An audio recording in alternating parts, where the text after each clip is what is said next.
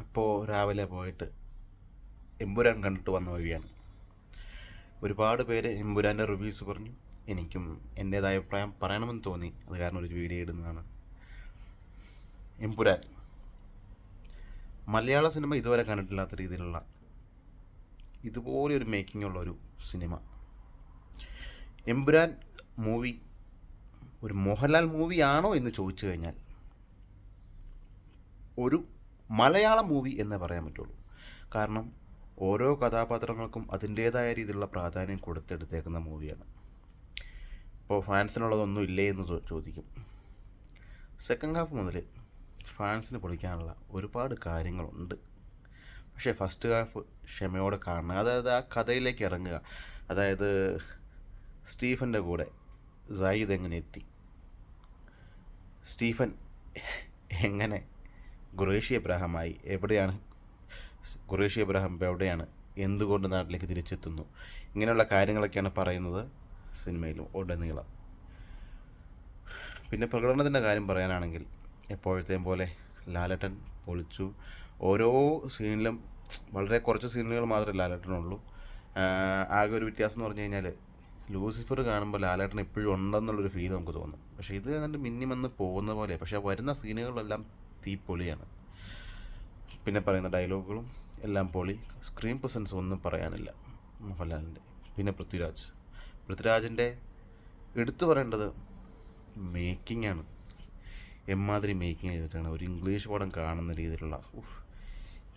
ഇത് ചുമ്മാ വെറും വാക്ക് പറയണതല്ല. ചില സമയത്തൊക്കെ നമ്മൾ ഓർത്തു പോകും ഇത് മലയാളം പടമാണോ എന്ന് തന്നെ ഓർത്തു പോകും. കാരണം ഫസ്റ്റ് ഹാഫിലൊക്കെ ആദ്യത്തെ അരമണിക്കൂർ പുള്ളി പറഞ്ഞ പോലെ തന്നെ ഒരു ഹിന്ദി പടത്തിൻ്റെ മൂടാണ്. അതായത് ഫുൾ ഹിന്ദിയാണ്. അതായത് ഓരോ റീജിയണൽ ലാംഗ്വേജാണ് ഉപയോഗിച്ചിരിക്കുന്നത്. അതായത് പുറത്ത് നടക്കുന്ന സംഭവങ്ങൾക്ക് ഇംഗ്ലീഷ്, നാട്ടിൽ വരുന്നത് മലയാളം. മാക്സിമം അങ്ങനെ നോക്കുമ്പോൾ പടത്തിൻ്റെ ഒരു 50% മലയാളം ഇംഗ്ലീഷാണ്. എന്നാലും എടുത്തു വച്ചിരിക്കുന്ന രീതി വെച്ച് നോക്കിയിട്ട് ഇമാതിരി ഒരു പടം ഇന്ത്യൻ സിനിമ വന്നിട്ടില്ല. അത്ര ക്വാളിറ്റി മേക്കിംഗ് ആണ്, അത്ര ക്വാളിറ്റി മേക്കിംഗ്.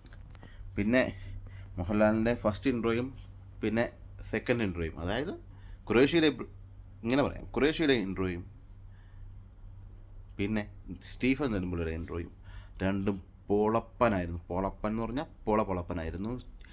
അതിൽ പ്രത്യേകിച്ച് സ്റ്റീഫൻ്റെ ഇൻട്രോയ്ക്ക് രോമാഞ്ചം കോരിത്തിരിപ്പിക്കുന്ന ഒരുപാട് കാര്യങ്ങളുണ്ട്. പ്രത്യേകിച്ച് ആ പാട്ടൊക്കെ ഒരുപാട് ഇഷ്ടപ്പെട്ടു. പ്രകടനത്തിൻ്റെ കാര്യം പറയുകയാണെങ്കിൽ മെയിൻ വില്ലൻസ് എന്നൊക്കെ പറഞ്ഞു കഴിഞ്ഞാൽ നമ്മളിപ്പോൾ പ്രെഡിക്റ്റ് ചെയ്ത പോലെ എനിക്ക് ആക്ച്വലി ആളെ മനസ്സിലായില്ല. മെയിൻ വില്ലൻ വരാൻ പോകുന്നുള്ളൂ പാർട്ട് 3ലേക്ക്. അവിടെയാണ് കൊണ്ട് എൻഡ് ചെയ്ത് വെച്ചിരിക്കുന്നത്. പാർട്ട് 3ലേക്കുള്ള രീതിയിലാണ് എൻഡ് ചെയ്ത് വെച്ചിരിക്കുന്നത്.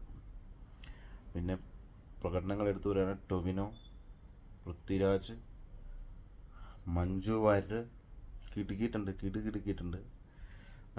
അങ്ങനെ എല്ലാവരും നല്ല രീതിയിൽ അവരവർക്ക് കിട്ടിയ കഥാപാത്രങ്ങൾ പൊളിച്ചെടുത്ത് വെച്ചിട്ടുണ്ട്. പിന്നെ ഫസ്റ്റ് പാർട്ടിലെ പോലെ തന്നെയാണ് മോഹൻലാൽ കംപ്ലീറ്റ് ആ മൂവിയിലില്ല. ഒരു 40-45 മിനിറ്റ്സാണ് ഈ 3 മണിക്കൂറുള്ള മൂവിയിൽ മോഹൻലാലുള്ളൂ. പക്ഷേ വന്നു കഴിഞ്ഞ് കഴിഞ്ഞാൽ സെക്കൻഡ് ഹാഫ് തൊട്ട് പുള്ളിയുടെ പ്രസൻസ് നമുക്ക് നന്നായിട്ട് ഫീൽ ചെയ്യും. പിന്നെ മോഹൻലാൽ ഇല്ലെങ്കിലും പുള്ളിയിലേക്കുള്ള പുള്ളിയിലേക്ക് എത്തുന്ന ലീഡാണ് മൊത്തം. അത് പുള്ളിയെ കേന്ദ്രമാക്കിയിട്ടാണ് കഥ പോകുന്നത്. എന്തൊക്കെയായാലും ഒരു വലിയ വിജയമായി തീരുമെന്ന് ഞാൻ പ്രതീക്ഷിക്കുന്നു. വേറെ ഒന്നും വേണ്ട, ആ പ്രൊഡക്ഷൻ ക്വാളിറ്റി പിന്നെ സെക്കൻഡ് ഹാഫിലെ ആ ഫൈറ്റ് മാത്രം കണ്ടാൽ മതി, ഒരു രക്ഷയില്ല. പിന്നെ ക്ലൈമാക്സ് ഫൈറ്റ് മോഹൻലാലും പൃഥ്വിരാജും കൈകോർത്തുള്ള ആ ഫൈറ്റ് അതും സൂപ്പർ അടിപൊളിയായിട്ടുണ്ട്. ഒരു നല്ല പൊളിറ്റിക്കൽ സ്റ്റോറി എങ്ങനെ എടുക്കണം എന്നുള്ളത്, എങ്ങനെ എഴുതണം എന്നുള്ളത് മുരളി ഗോപിക്ക് നന്നായിട്ട് അറിയാം. ഫസ്റ്റ് പാർട്ടിൽ നമ്മൾ കണ്ടതാണ് ലൂസിഫറിൽ. അതുപോലെ തന്നെ എന്തായാലും 3ാം ഭാഗത്തിനായി നന്നായിട്ട് വെയിറ്റ് ചെയ്തിരിക്കുന്നു. പിന്നെ സർപ്രൈസ് താരങ്ങൾ നമ്മൾ പ്രതീക്ഷിച്ച പോലെ ഒരുപാട് വലിയ താരങ്ങളൊന്നും ഇല്ല. മമ്മൂട്ടി ഉണ്ട് അങ്ങനെയൊക്കെ പറയുന്നുണ്ടായിരുന്നു. അമീർ ഖാനല്ല, മമ്മൂട്ടിയല്ല. പിന്നെ എന്നാലും ഒരു കുഞ്ഞ് സർപ്രൈസ് ഉണ്ട്, അത് ക്ലൈമാക്സിൽ. അത് സ്പോയിലറായ കാരണം പറയുന്നില്ല. ഓൾറെഡി ഇപ്പം അത് കുറേ ആളുകളൊക്കെ അറിഞ്ഞാണ്. എന്നാലും മാക്സിമം തിയേറ്ററിൽ പോയി തന്നെ കാണുക. തിയേറ്ററിൽ തന്നെ ആസ്വദിക്കേണ്ട പടമാണ്. OTT കണ്ടിട്ട് ഒരു കാര്യമില്ല, ഒരു രക്ഷയില്ല. ഫസ്റ്റ് ഹാഫ് ഒരു രക്ഷയില്ല. ഇതുപോലെ പ്രൊഡക്ഷൻ ക്വാളിറ്റിയുള്ളൊരു പടം ഈ അടുത്ത കാലത്തും കണ്ടിട്ടേ ഇല്ല.